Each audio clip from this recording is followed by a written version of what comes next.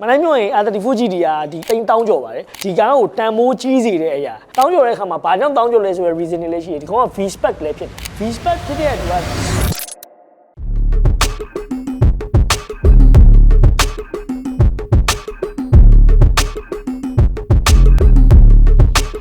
What's up, Ryder?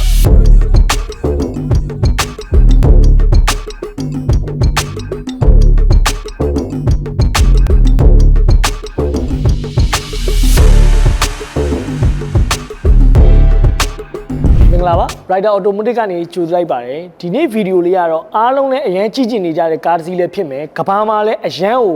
ဒါ collection ဟိုပါဘောနော်ပတ်စံရှိတဲ့တထေးတွေဥပမာ US တို့ဘာတို့မှာတကယ်ကိုဈေးကြီးပေးပြီးတော့ဝယ်နေတဲ့ကားတစ်စီးဖြစ်တယ်ဘာကြောင့်ဒီကားကိုအခုလိုမျိုးဒေါ်လာ2 သိန်း3 သိန်းပေးပြီးဝယ်နေကြလဲဆိုတဲ့ဟာလေးကိုလည်းကျွန်တော်ပြောပြပေးမှာဖြစ်ပါတယ်ဒီကားကပြီးတော့နောက်တစ်ခုကမြန်မာနိုင်ငံမှာလည်းအစီးရလက်ချိုးရည်လို့ရတဲ့ကားကောင်းတွေထဲမှာလည်းပါတယ်ပြီးတော့ဒီကားမှာစင်ထားတဲ့ spec လေးကလည်းအရန်ကိုရိုးရိုးရှင်းရှင်းနဲ့ branded လေးတွေတော်တော်များများလည်းပါတယ်ဒါကြောင့်မလို့ဒီကားကိုကျွန်တော်ရိုက်ကူးပြသဖို့ရွေးချယ်လိုက်တာဖြစ်ပါတယ်ရှေ့တစ်သုံး episode မှာလည်း S15 ကိုတေချာလေးကြီးခဲ့ပြီးပြီလို့ထင်ပါတယ်အဲ့လိုပဲဒီကားလေးကလည်းဒါ BNR 34ပေါ့နော်R34 GTR အနေနဲ့ကျွန်တော် Skyline ဆိုတဲ့ခေါင်းစဉ်အောက်မှာကဘာမှာနောက်ဆုံးထွက်ခဲ့တဲ့ကားဖြစ်ပါတယ်နောက်ပိုင်း R35 GTR တွေဆိုရင်တော့ Skyline ဆိုတဲ့ဝါဟာရကိုသူကဆက်လက်ပြီးမသုံးဆွဲတော့ပါဘူးအဲ့တော့ဒါကတော့JDM Legend တွေမှာမပါမဖြစ်ကားပေါ့နော် R34 GTR တို့ကျွန်တော်တို့ခုန Supra တို့ဆိုတာကတော့ဒါ i7 တွေဒါတွေကတော့မပါမဖြစ်ကားတွေဖြစ်ပါတယ်ကားပွဲတွေသွားတိုင်းလည်းကျွန်တော်တို့ယူမူတွက်ကြည့်ရတယ်အခြားနိုင်ငံတွေမှာလည်းကားအစီးတွေအများကြီးမရှိဘူးဈေးလည်းတော်တော်ကြီးရဲ့အတွက်လူတိုင်းစီးဖို့လည်းမလွယ်ဘူးပေါ့နော်ဒီကောင်ဆိုရင်ဒါပုံမှန် R34 standard တွေနဲ့မတူဘူးဗျဒီကားလေးကဒါ V spec ဖြစ်ပါတယ် V spec ဖြစ်တဲ့အတွက်ဘာတွေကွာဝါလဲဆိုတဲ့ဟာလေးတွေလည်းကျွန်တော်ဒီဗီဒီယိုလေးကိုဒါအသေးစိတ်လေးပြောပြပေးမှာဖြစ်ပါတယ်အဲ့တော့ဗီဒီယိုလေးကိုဆုံးအောင်ကြည့်လိုက်အောင်ကဲရှေးဦးဆိုတာဒီကားလေးကအယောင်ပေါ့နော်ကာလာနဲ့ပတ်သက်လို့ပြောရင်သူကအဖြူရောင်လေးဖြစ်တယ်အဖြူရောင်ဖြစ်တဲ့အပြင်ကိုဒီကားရဲ့စီပိတ်restore လုပ်တာပေါ့ဒီကားတွေကပြောမှဆိုကျွန်တော်ထုတ်ထားတဲ့ခုနှစ်ကဒါ99 2000ဝန်းကျင်ကထုတ်ခဲ့တဲ့ကားတွေဖြစ်တဲ့အတွက်ကျွန်တော်တို့နှစ်ပေါင်းများစွာကြာလာတဲ့အတွက် restore လုပ်ရမယ့်အချိန်တစ်ခုကိုရောက်နေပြီအဲ့တော့ဒါကိုတကယ်အခု owner အကိုကပေါ့နော်တေချာလေးဒါ restore လုပ်ထားတယ်ဒီကားကပြီးတော့နောက်တစ်ခုကဒီ paint wall နဲ့ပတ်သက်တဲ့အပိုင်းကိုလည်းဦးစော်ဒူးရှိမှာဒါတစ်နှစ်နီးနီးအချိန်ပေးပြီးတေချာလေးလုပ်ထားတဲ့ကားပေါ့နော်အဲ့တော့ဟိုအချို့ရွေးနေတဲ့နေရာလေးတွေဆိုလည်းအကုန်လုံး restore ပြန်လုပ်တဲ့အတွက်ဒီကောင်းသွင်းဒါကားအစ်စ်လို feeling မျိုးကိုပြန်ရသွားအောင်သူကပြန်သွားတာပေါ့နော် 100% မဟုတ်ပေမဲ့ percentage တစ်ခုထိကတော်တော်တက်သွားတဲ့ပုံစံတစ်ခုကိုသွားတယ်အဲ့တော့နောက်ထပ်နှစ်ပေါင်းအထိုက်လျောက်ကဟိုပုံမှန်တက်တန်းတစ်ခုထပ်ပိုရှည်သွားမယ်လို့လည်းကျွန်တော်တို့ကဒါသိရတယ်ပေါ့နော်ပြီးတော့ဒီကားမှာအခုမြင်ရတာရုပ်ထွက်ပိုင်းမှာအများဆုံးမြင်နေရမှာအဖြူနဲ့အမဲကို tints ကိုမှာသူက carbon fiber တွေအများအပြားကိုသူကဆင်ထားတယ်ဗျအခုရှေ့ရောနောက်ရော design ပိုင်းမှာ carbon fiber တွေကိုအများကြီးတက်ထားတယ်bonnet ဆိုလဲ carbon fiber မှာတကယ် real carbon fiber ဖြစ်တယ်အဲ့တော့သူက piece လေးတွေကတစ်ခုနဲ့တစ်ခုအမြင်လေးတွေကိုထပ်ပြီးသွားတာဖြစ်တဲ့အတွက် light weight ဖြစ်တယ်အရန်မာကြောတယ်ကြည့်ရတဲ့ look ကလည်းကွာပြီဗျာကျွန်တော်တို့ထားပါတော့တရုတ်ကနေ bonnet တွေဝယ်လို့လည်းရတယ်ပေါ့နော်အဲ့လို bonnet တွေနဲ့တော့ဈေးကအရန်ကွာတယ်ပြီးတော့ तू က layer ကိုဒီမှာ shape bonnet မှာသူကပန်တောင်နှစ်ချမ်းခွဲပြီးတော့ layer သူကနှစ်ဖက်လောင်းလာတာပေါ့ပြီးရင်အပေါ်နဲ့အောက်ကလည်းလုံးဝကက်ကလေးတွေသွားလာတာပေါ့နော်အဲ့ဒါလေးတွေကလည်းဒါသူ့ရဲ့ထူးခြားမှုလေးတွေဖြစ်တယ်ဒီကားဆိုရင်လည်းဒါကီလိုနဲတဲ့ low mileage ထဲမှာလည်းပါတယ်ပြီးတော့စင်ထားတဲ့ spec လည်းအထိုက်လျောက်ဆုံးတယ်ဒါပေမဲ့ဒီကားက तू ကအရန်ချမ်းမေးဆိုတဲ့ power မျိုးကိုမထုတ်ဘဲနဲ့အေးဆေးပဲဒီပိုင်ရှင်က तू ကဒီကstock ထက်လည်းပိုရမယ်အင်ဂျင်တက်တန်းကိုလည်းပိုပြီးရှည်ကြစေတဲ့ line up ကိုသွားထားတယ်ပေါ့နော်ဒါပေမဲ့ပစ္စည်းကတော့ပါတယ်ကဲစလိုက်အောင် suspension နဲ့ပတ်သက်လို့ကျွန်တော်စပြီးပြောရမယ်ဆိုရင်တော့ suspension ကလည်း तू က R1 ဆိုတဲ့ titanium လို့Quarover ကိုသုံးထားတယ်ဒီကောင်ကကျွန်တော်ပုံမှန်သုံးနေကြဟာနဲ့မတူတာတစ်ချက်ကဘာလဲဆိုတော့ तू ကဒီ Quarover ကဘေးနားပတ်လဲတော့ band တွေအကုန်လုံးက titanium နဲ့သွားဖြစ်တဲ့အတွက် light weight ဖြစ်တယ်ပုံမှန်ဒီ Logan တစ်ချောင်းကနည်းနည်း weight တစ်ခုရှိတယ်ပေါ့နော် तू ကတော့ weight တော်တော်လေးကိုပေါ့သွားတယ်အဲ့ဒါလေးကဒါထူးခြားမှုလေးတစ်ခုဖြစ်တယ်ပြီးတော့နောက်တစ်ခုအခုစပြီးမြင်ရမယ့်ဒီအပိုင်းလေးမှာလည်းဈေးကမနည်းဘူးဗျဘာကြောင့်လဲဆိုပြောရမယ်ဆိုရင်ဒီ Nismo အလွိုင်းပေါ့နော်ဒီကားမှာ Nismo ပစ္စည်းတွေအများအပြားကိုတုံးဆွဲထားတာတွေ့လိမ့်မယ် Nismo ဆိုတဲ့ဝါဟာရနဲ့စလုံးကကျွန်တော်တို့ဒီ Skyline စီးရဲ့လူတွေဆိုသိလိမ့်မယ် Nissan မှာ Nismo ဆိုတဲ့စလုံးနဲ့ပါတဲ့ပစ္စည်းတွေအကုန်လုံးကမတရားဈေးကြီးပါတယ်နိုင်ငံခြားမှာလည်းဈေးကြီးတယ်ဂျပန်တွေမှာမယ်ဆိုလဲကျွန်တော်တော်ရုံလူဝယ်ဖို့မလွယ်လောက်တဲ့ဈေးတစ်ခုရှိတယ်ပေါ့နော်ပြီးတော့ဒါဆို LMGT4 လို့ခေါ်တဲ့ range ကိုသုံးထားတယ်ဒီ Skyline နဲ့ဒီ Gwin တွေကအရန်ကိုအတွဲဖတ်မိတယ် T37 တို့ဘာလို့သုံးရတာလဲရှိတယ်လို့မျိုးဒီ Gwin နဲ့ဒီကားနဲ့ကအရန်ကိုအဲ့လိုဗျာဟိုကွန်ဘိုလိုဖြစ်နေတဲ့ပုံစံပေါ့နော်နိုင်ငံသားတွေမှာလည်းကားရှိုးတွေမှာလည်းဒီ Gwin တွေကိုအများစုသုံးကြတယ် light weight လည်းဖြစ်တယ်ပြီးတော့ brake ပေါ့ brake ကပတ်သက်နဲ့ပြောမယ်ဆိုလဲ suspension နဲ့ brake ဘိုင်းမှာဆိုရင်လည်း alcohol သုံးပေးရတယ်ဒီ brake တွေကဒါရှေ့ဆိုရင်ဒါ6ပေါ့ပေါ့နော်အနောက်က4ပေါ့နဲ့သုံးရတယ်ပြီးတော့ cylinder ကလည်းသူကတမထဲမသွားဘဲနဲ့အပေါ်ကနေအောက်ကိုတေးသေးသွားတဲ့ပုံစံကိုသွားတယ်သူက brake နင်းတဲ့အခါမှာလည်းအမိတဲ့ပုံစံကဒီ30မှာဆိုရင်ဒီလိုဖြည်းဖြည်းချင်းဒီပေါ့နော်တစ်စင်ချင်းဒီပိုမိသွားတဲ့ပုံစံဘက်ကိုသွားတယ်ဒီကောင်လည်းဒါ300ဝန်းကျင်လောက်ရှိတဲ့ brake တွေဖြစ်တယ်ဈေးကြီးတယ်ပေါ့နော် endless လောက်တော့မများဘူးဒါပေမဲ့ endless နီးကိုဈေးကြီးတဲ့ brake တွေဖြစ်တယ် drum တွေဆိုလည်းအရင်ကလာတယ်ဒီမှာလာချမ်းပုံလေးတွေအစင်းလေးတွေပေါ့နော်အထဲမှာ pop တွေပါတယ်ပြီးတော့တာယာနဲ့ပတ်သက်လို့ပြောရင်လည်းသူကခွေက18လက်မဆိုင်ဖြစ်တဲ့အတွက်သူက Toyo Sport ကိုသုံးထားတယ် Toyo တာယာကိုမျိုးစားကိုသုံးထားပြီးတော့265 35R18 ပေါ့နော်ပြောမယ်ဆိုဒီ35 stroke ကတော့ကျွန်တော်ပြိုင်ကားသမားတွေအကုန်လုံးကအဲ့ stroke ကိုသုံးရတယ်30လောက်ဆိုရင်တော့ကျွန်တော်နိုင်ငံလမ်းနဲ့တိတ်တော့မအပ်ဆက်ဘူးကွဲရပြူတာကြီးလည်းအများကြီးဖြစ်နိုင်တယ်ဒါပေမဲ့အဲ့30 stroke ဆိုရင်တော့ဒါ19လက်မတို့20လက်မတို့ range တွေမှာတော့အများဆုံးသုံးကြရတယ်ပေါ့နော်ပြီးတော့ရင်ဒီဘေးမှာလည်းဒီ logo လေးတစ်ခုပါမယ်ပေါ့နော် GT ဆိုတဲ့ logo လေးပါမယ်ဒီမှာCanada ကလည်း carbon fiber ဟိုမှာ Mice brand နဲ့လာတယ်ဒီကောင်က aerodynamic အတွက်လည်းတော်တော်အရေးပါတယ်ပုံမှန်မောင်းနေတော့အလှပတစ်ခုတောင်းလို့ပဲဒီ Canada တွေကို ZD baby ဝတ်တက်တယ်လို့ထင်နေတာတကယ်တော့မဟုတ်ဘူး time lapse တွေ track day မှာမောင်းတဲ့အခါမှာ 0.2 second လောက်ထိကိုသူကအလုပ်လုပ်တယ်ပေါ့နော်တကယ်တမ်းအဲ့လိုမျိုးအတွက်ကိုသူကဒီ Canada တွေကိုသုံးတာဒါ Mice နဲ့ Mice brand ဖြစ်ပါတယ် okay ပြီးရင်ဒီဘက်ဘေးမှာလည်း carbon fiber panel တွေသုံးထားတယ်ပြီးသွားရင်အနောက်fitment ကလည်းဒီခွေနဲ့ဒီကားနဲ့ကတီးတန့်ထွက်ထားတာဖြစ်တဲ့အတွက် offset တွေကကွက်တီပဲ high speed လည်းမောင်းလို့ရတယ်မောင်းနေသူကဝစ်စင်းသွားတဲ့ပုံစံဘက်ကိုသွားတဲ့ကားမျိုးပေါ့နော် handling နဲ့ပတ်သက်လို့ကတော့ဒီကားအကြောင်းကတော့တိတ်ထွေထူးပြောမနေပါဘူးဒီကားကအမှတ်တရတစ်ခုအနေနဲ့လည်းရိုက်တာဖြစ်တယ်မြန်မာနိုင်ငံမှာလည်းဒီလိုတန့်တဲ့ကားတွေအများပြားရှိသေးတဲ့ဟာလေးကိုလည်းထပ်ပြီးသိစေချင်တဲ့အတွက်ကျွန်တော်ဒါကိုရိုက်ကူးပြသခြင်းဖြစ်တယ်ကျွန်တော်တို့အနည်းဆုံးဒီကားကရန်ကုန် nation ကျွန်တော်တို့ပြီးခဲ့တဲ့ဝင်းကြီးများရုံးထဲမှာလုတ်ခဲ့တဲ့ပွဲမှာဆိုလဲဒါဝင်ရောက်ပြသခဲ့တဲ့ကားဖြစ်တယ်အခုလည်းဒါကျွန်တော်အခုညီတောင်းတဲ့အတွက်ဒါရိုက်ကူးတဲ့အစီအစဉ်လေးမှာပါဝင်ပြတာဖြစ်တယ်ပြီးတော့အနောက်ပိုင်းဒီဇိုင်းနဲ့ပတ်သက်လို့ကျွန်တော်ပြောပြမယ်အခုဆိုရင်ဒါ R34 GDR ရဲ့အနောက်ပိုင်းအလှပဲဖြစ်ပါတယ်ဒီကားလေးမှာအနောက်ပိုင်းဒီဇိုင်းနဲ့ပတ်သက်လို့ပြောရမယ်ဆိုရင်တော့အဓိက main ပေါ့နော်ဒီကားကိုတန်မိုးကြီးစေတဲ့အရာမနိုင်ပြောရင် R34 GDR ဒီဈေးနှုန်းအဖြစ်ပေါ့နော်အကုန်လုံးလည်းသိကြရမယ်ဆိုဒီကားတိန်းတောင်းကြော်ပါတယ်တောင်းကြော်တဲ့အခါမှာဘာကြောင့်တောင်းကြော်လဲဆိုတဲ့ reason တွေလည်းရှိတယ်ဒီကောင်က V spec လည်းဖြစ်တယ် V-Spec ဖြစ်တဲ့အတွက်သူကcollection လုံးမဲ့လူတွေကဒီလို V-Spec တွေ V-Spec 2တွေက collection နိုင်ငံခြားမှာလည်းဈေးပုံမှန် standard ကားတွေဈေးပူတယ်ပေါ့နော်ပြီးတော့နောက်တစ်ခုကဒီကားမှာအခုဒါနောက်မီးနဲ့ပတ်သက်လို့ပြောရင်လည်း LED တွေကညတော်တော်လေးလဲလှတယ်ညဘက်မောင်းသွားတဲ့အခါမှာသူ့ရဲ့ signature ဝိုင်းနေပေါ့ဗျာကိုနဲ့ပြိုင်မောင်းမဲ့ကားအနောက်မှာသူ့ရဲ့အကွင်းတွေပဲမြင်ရတဲ့အချိန်မောင်းမဲ့ဆိုတဲ့ vibe ကိုကျွန်တော်တို့ကတော့အဲ့လိုမျိုးခံစားရတယ်အဲ့လိုပျောက်သွားအောင်မောင်းတဲ့ feeling မျိုးကိုလည်းကြိုက်တယ်ပြီးတော့ဒီအနောက်မှာလည်းဒီ air blade ပေါ့နော်ထူးခြားတာလေးကဒီကောင်က Mice air blade ကကျွန်တော် green carbon နဲ့လာတယ် carbon fiber ဟိုမှာအစိမ်းအောင်လေးနဲ့ဖြစ်တဲ့အတွက်ဒီကောင်ကတော်တော်မိုက်တယ်ပြီးတော့ဒါလေးကဘာအသုံးချလဲဆိုတော့ကျွန်တော်တို့ original blade ကိုမသုံးတော့ဘဲနဲ့ဒီကောင်ကကျတော့ဒီလိုလေးသွားပြီးအပေါ်ကော့တက်လာတယ်မီလီမီတာလေးကတော့ဒီလောက်ပဲရှိတယ်ဒိုးတော်ညာလေသူ့ရဲ့စွမ်းဆောင်မှုကတော့ထူးခြားတယ်အပေါ်ကလေယာလာတဲ့အခါမှာဒီအနောက်ဖင် down force ကိုလည်းအများကြီးပြောင်းလဲမှုဖြစ်စေတယ် high speed mount လေးပိုတိတာလေးပဲနာမည်ကြီးကတော့အများမှာလည်းဒီလို blade တွေကိုအပေါ်နည်းနည်းကော့ပြီးတင်ထားတာမျိုးတွေလည်းရှိရပေါ့နော်အဲ့ဒါမျိုးကတော့ဒါ high speed မောင်းတဲ့ခါမှာပိုတိတာတယ်ပြီးရင်ဒီ GT wing ရဲ့ထောက်ကလည်းတော်တော်ထူတဲ့ carbon fiber တော့ wing ဖြစ်တယ်ဗျအဲ့တော့တိတ်ပြီးထွေထူး high speed မှာလှုပ်เสียမရှိဘူးပေါ့နော်ပြီးတော့နောက်တစ်ခုကပြောမယ်ဆိုဒီမှာထူခြားတာလေးနောက်ချက်ရှိတယ်ဒီ34ဒီက RB26 2.6 liter ကျွန်တော်တို့ straight 6ကိုမှ turbo နှလုံးနဲ့လာတာ twin turbo နဲ့လာတာအဲ့ဒါကိုပဲအချို့လူတွေတော်တော်များများကြတော့ကျွန်တော်တို့ single turbo အကြီးသုံးထားတဲ့လူတွေလည်းရှိတယ်ဒါပေမဲ့ဒီကောင်ကတော့ twin turbo ပဲဆက်လက်ပြီးသုံးဆွဲလာတယ် engine ကလည်းကျွန်တော်လိုက်ပြီးတော့ပြောတဲ့အခါကျရင်တော့ပိုသိရလိမ့်မယ်ပြီးတော့ exhaust နဲ့ပတ်သက်လို့ပြောမယ်ဆိုရင်လည်း Missouri ဆိုတဲ့ exhaust ကို titanium R1 ကိုသုံးထားတယ်သူက titanium ဖြစ်တဲ့အတွက် lightweight ဖြစ်တယ်ပြီးတော့ပေါ်ပါနဲ့ silent power vibe ကိုသွားတယ်အဲ့တော့ exhaust တန်တကယ်တမ်းပြောမယ်ဆိုဗျာ exhaust တန်ကျွန်တော်နည်းနည်းအသက်အရွယ်ရလာတဲ့အခါမှာ exhaust တန်အရင်မကျန်းကျင်တော့ဘူးအရင်မကျဲကျင်တော့ဘူးexhaust တန်တိုးဘက်ကိုသွားတယ်ဒါပေမဲ့ performance ကိုလည်း power ထွက်ချင်တယ်ကားမှာတက်ထားရင်လည်း lightweight ဖြစ်ချင်တယ်ဆိုဒီလို brand မျိုးကိုဒီလို lightweight power တွေကိုသုံးရမှာပေါ့နော်အဲ့တော့ဒီ exhaust ကအစဆုံး straight engine ဝါအထိပါပြီးသားဖြစ်ပါတယ်ပြီးတော့ V-Spec ဖြစ်သွားတဲ့အတွက်ထူကြတာဒီကောင်ကအောက်ကဒီ diffuser တွေပေါ့နော်ဒါတွေအကုန်လုံးက carbon fiber diffuser တွေကိုသုံးပေးထားတယ် original က factory ကထည့်ပေးထားတာပို့ပြီး weight လည်းပေါ့တယ်ပြီးတော့ body kit နဲ့ပတ်သက်လို့ပြောမယ်ဆိုရင် Nismo body kit ကိုတုံးထားတယ်ပြီးတော့ bonnet တွေကအစလည်း Nismo ဖြစ်တယ်ပေါ့နော်အဲ့တော့ပြောမှဆိုရင်ဒီကားတစ်စီးလုံးမှာအများဆုံးပါတဲ့ spec က Nismo လို့ပဲပြောရမယ်ဗျ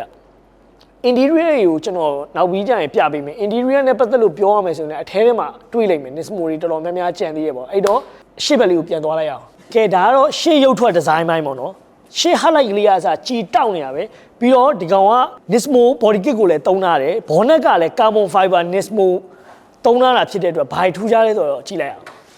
weight လုံးဝပေါ့ပေါ့လေးဖြစ်သွားမယ် light weight ပေါ့နော် carbon fiber real carbon fiber ဖြစ်တဲ့အတွက် piece တွေကအရင်ကတက်ရက်ပြီးတေးတတ်တယ်ဒီအတွင်းသားထဲမှာလည်း Nismo logo လေးတွေပါတယ်ပေါ့ပြီးတော့ဒီကားမှာထူးခြားတာတွေတခုရှိသေးတယ်အဲ့ဒါဘာလို့လဲဆိုတော့ဒီ bonnet တောက်ပေါ့အဲ့ဒါအစား titanium သုံးထားတာဒီမှာမီးချို့လာတဲ့အယောင်လိုပုံစံလေးတောင်ဖြစ်နေသေးတယ်အဲ့ဒါလေးကတော်တော်မိုက်တယ်ကျွန်တော်ကတော့ဒါ first time ကျွန်တော်မြင်မှုတာပေါ့နော် bonnet တောက်ကိုပြီးတော့အခု engine ခန်းကြီးကတော့အရန်ကိုလှပတဲ့ engine ခန်း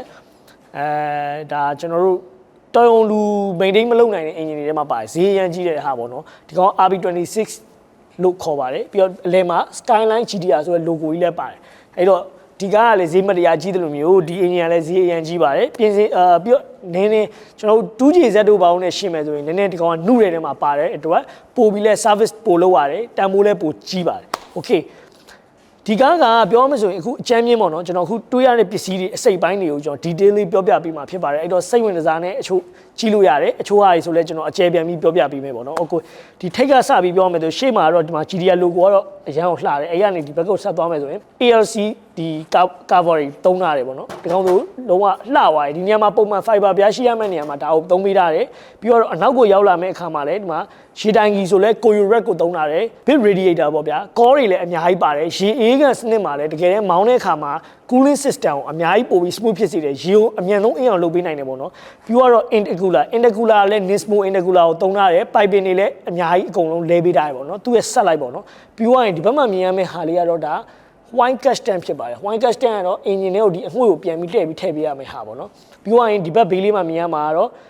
SUV4 ဖြစ်ပါတယ်ဒီကောင်က blow off bar ဖြစ်တယ်ကျွန်တော်မောင်းတဲ့ကမှာFast and Furious စကားတွေမှာ twin ဆိုပြီးတော့တောက်လျှောက်ထွက်နေတယ်ဆိုတာကျွန်တော်တို့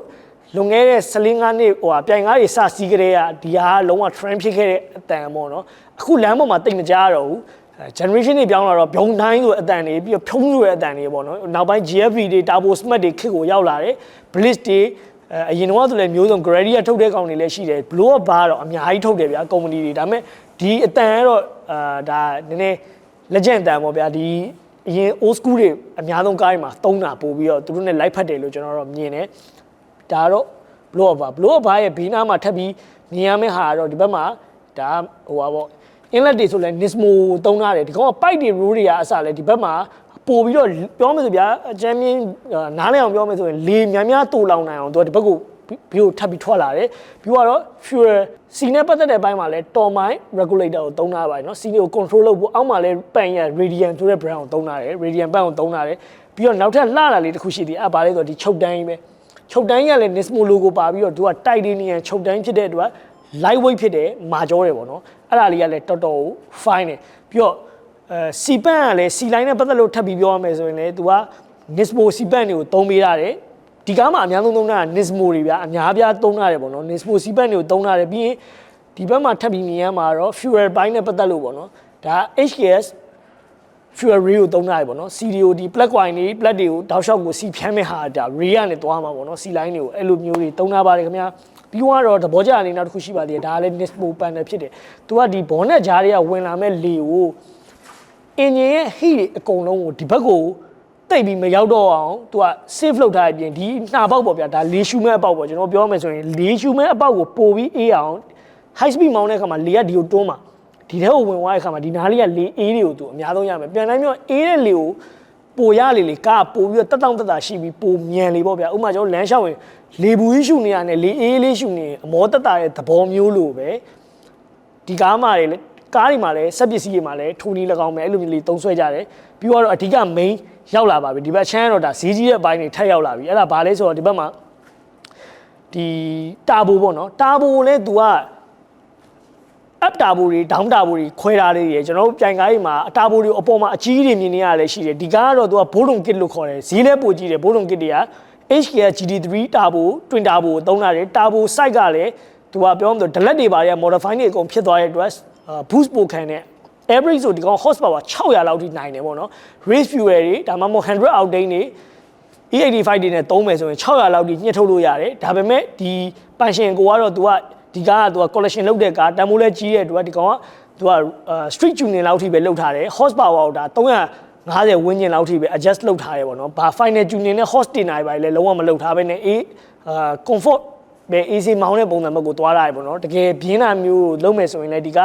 အချိန်မီလုပ်လို့ရတဲ့ကားပေါ့နော်ပြီးတော့ဒီဘက်မှာ piping တွေကအရန်မိုက်တာတခုရှိပါတယ်အဲ့ဒါဘာလဲဆိုတော့ဒီ carbon fiber ပေါ့နော်လီ piping တွေကဒီကောင်ကပြောလို့ carbon fiber ဖြစ်တာအရန်မိုက်တယ်ပုံမှန်ဆိုဒီနေရာမှာကျွန်တော်ငွေ budget တမဆိုရင်ကျွန်တော် steel pipe ဆွဲတာရှိတယ်ဗျာဟိုရိုး rubber pipe တွေရှိတယ်ဒီကောင်ကတော့ carbon fiber pipe အဲ့တော့ပေါ့လေးနဲ့အရန်မာကြောတယ်အရန်လဲမိုက်တယ်ပေါ့အဲ့ဒါလေးကတော့တော်တော်အဆင်ပြေတယ်ပြီးတော့ drive shaft နဲ့ပတ်သက်လို့ပြောရမယ်ဆိုတော့ဒီကောင်က drive shaft ကိုလည်းသူက modify သုံးတာဖြစ်တဲ့အတွက်ကျွန်တော် gear ထိုးတဲ့အခါမှာ shift လုပ်တဲ့အခါမှာအရန်ကို smooth ဖြစ်တယ်ပြီးတော့ဟို engine ကိုသွားတဲ့ clarity လည်းအရန်ကိုနည်းသွားတယ်နောက်တစ်ခုကအဓိကကတော့16ပေါင်ပေါ့နော် weight 16ပေါင်လောက် weight loss ဖြစ်သွားတယ်အဲ့တော့ဒါ16ပေါင်တော့နည်းတော့မနည်းဘူးဗျာတော်တော်ဒီ gear ဘောင်းနဲ့ပတ်သက်တဲ့အပိုင်းမှာဆိုဒါ weight တော်တော်လေးကို short ပေးထားတယ်လို့ပြောလို့ရတယ်ပေါ့နော် light weight ဖြစ်သွားတယ်ပေါ့ဗျာထဲထဲမှာတော့ဒါထွေထူးပြောစရာမလိုဒီ restoration လုပ်တဲ့အထဲမှာဒီနေရာတွေဆိုလည်းအကုန်လုံးကိုလိုအပ်တဲ့ဆေးနဲ့ပတ်သက်တဲ့ဟို restore လုပ်တဲ့ဟာတွေပါပါတယ်ဒီဘက်မှာ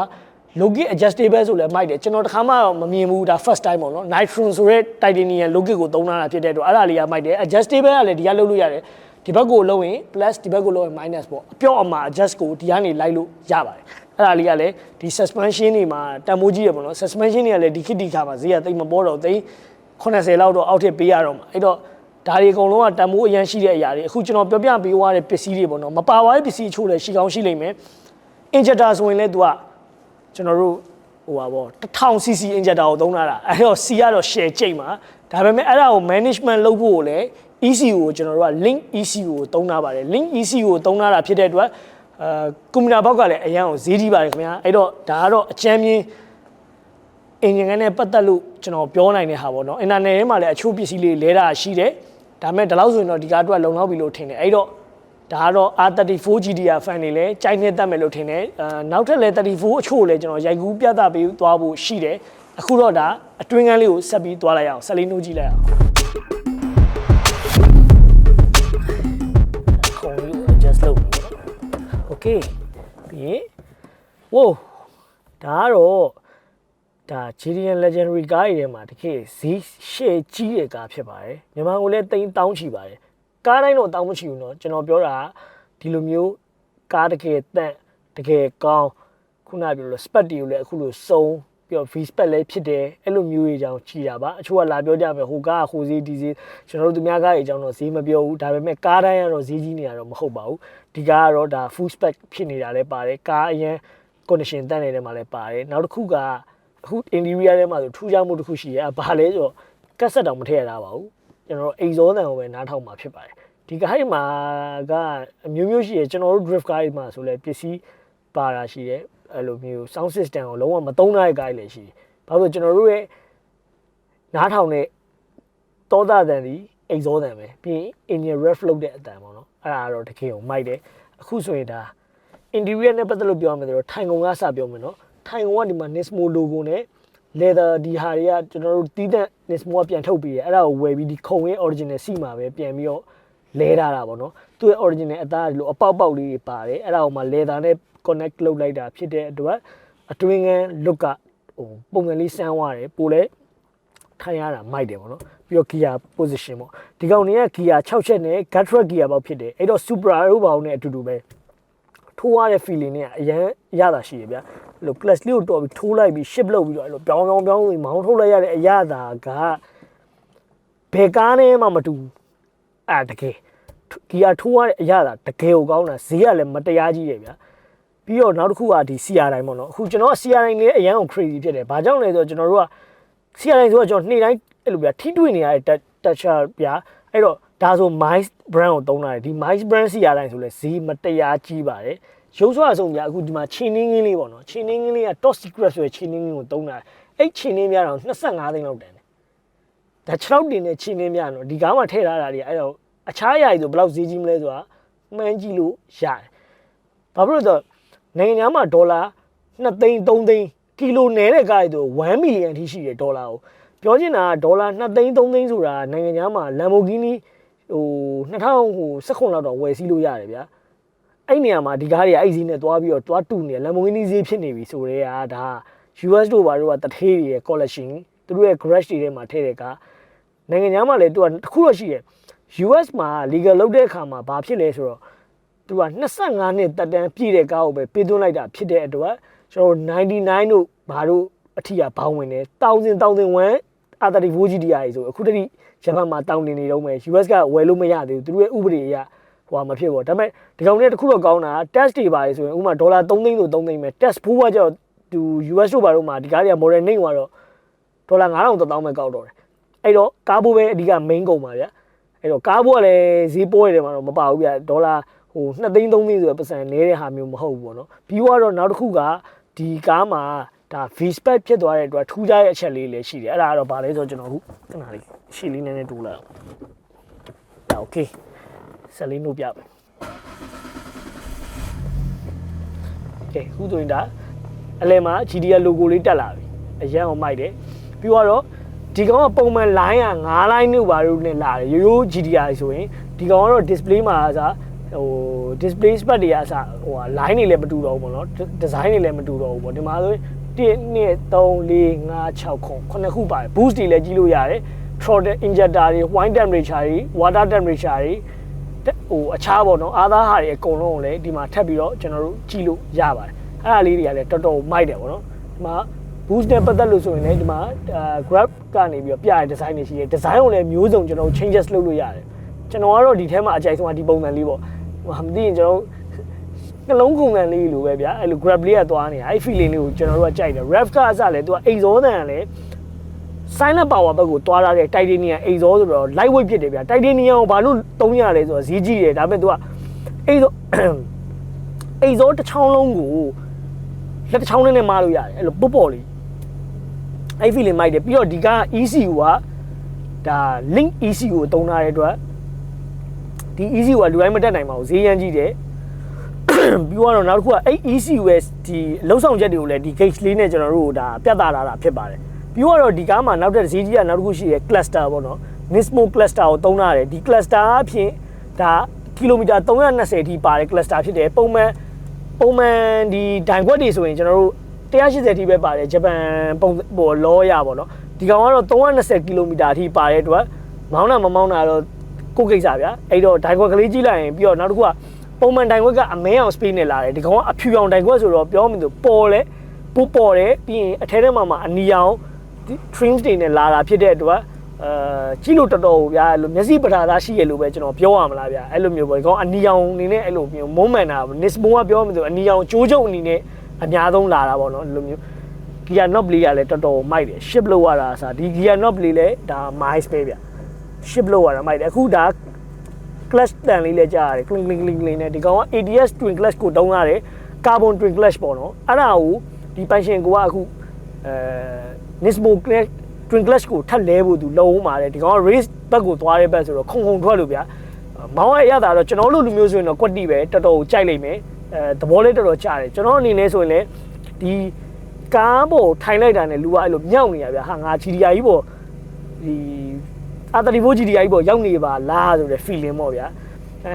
အချို့ရေမသေးခွဲရလေးတခုရှိလို့လေတခါလေးထပ်ပြောပါဦးမယ် GT ဒီကောင်က BNR 34လို့ခေါ်ပါတယ်ဒါ R34 GTI ဖြစ်ပါတယ်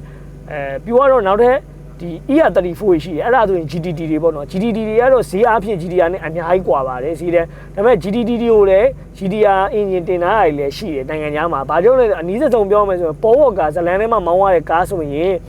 GTD chassis ပေါ် GTR engine ကိုတင်ပေးထားတာဖြစ်တဲ့အတွက်သူကအဲ့မှာ grid တွေပါသူမောင်းပြသွားတယ်ဗျတကယ် GTR အမှန်မဟုတ်ဘူးသူက GTD chassis ပေါ်မှာ GTR engine ကိုတင်ပေးထားတဲ့ဟာနဲ့မောင်းပြသွားတာပေါ့နော်အဲ့ကားကလည်းတကဘာလုံးဟုံးတောက်ကြော်ကြားခဲ့တဲ့ကားဖြစ်တဲ့အတွက်ဒါစကားဆက်ဆက်မီနဲ့ဒါရှင်းပြပေးတာဖြစ်တယ်ကျွန်တော်ကိုယ်တိုင်လည်းဒီမှာအင်ကြီးလေးอ่ะစာ GTR နဲ့ပတ်သက်တဲ့အင်ကြီးဒီ hoodie ဆိုကျွန်တော် favorite hoodie တွေကတခုပေါ့နော်ကျွန်တော်ဒီလို vlog တွေရိုက်ဖို့သုံးတာများပါတယ်ပြီးတော့နောက်တစ်ခုကအေးတဲ့နေရာတွေသူကဝတ်ဖြစ်တယ်ပေါ့နော်အဲ့တော့ဒါကားနဲ့ပတ်သက်လို့အိတ်သောဆန်လေးอ่ะစာအရန်ကိုမိုက်တယ်ပြီးရင်ဒီမှာအောက်မှာ turbo timer တွေပါလည်းပါသေးရပေါ့နော် အရန်ကိုမိုက်တယ် interior နဲ့ပတ်သက်လို့ကတော့ပြောစရာမရှိလောက်အောင်ပြည့်စုံသွားပါပြီဒီလောက်ဆိုရင်တော့ What's up, Ryder? ကဲဒီဗီဒီယိုလေးကိုအခုကြည့်ရှုပြီးလို့ချိန်နဲ့တက်တယ်ဆိုရင်ကျွန်တော်ရဲ့ဒီ YouTube တွေ Facebook တွေအောက်မှာလည်းကျွန်တော်တို့ခုနပြောလိုမျိုးYouTube ဆိုလည်း subscribe လုပ်ပေးပါပြီးတော့ Facebook အောက်မှာလည်းကျွန်တော်သိချင်တာလေးရှိရင် comment လေးတွေပေးခဲ့လို့ရပါတယ်ချိန်နဲ့တက်တယ်ဆိုရင်လည်းစာလေးတစ်ခုခုတော့ဝင်ရေးသွားပါနောက်ထပ်လည်း video content တွေအများကြီးကိုဒီလိုမျိုး quality ကောင်းကောင်းနဲ့ရိုက်ကူးပြသပေးသွားဖို့ရှိပါတယ်အဲ့တော့နောက်ထပ် video တွေမှာပြန်လည်ဆုံတွေ့ကြပါမယ်အားလုံးကျေးဇူးတင်ပါတယ်ခင်ဗျာ What's up, Ryder?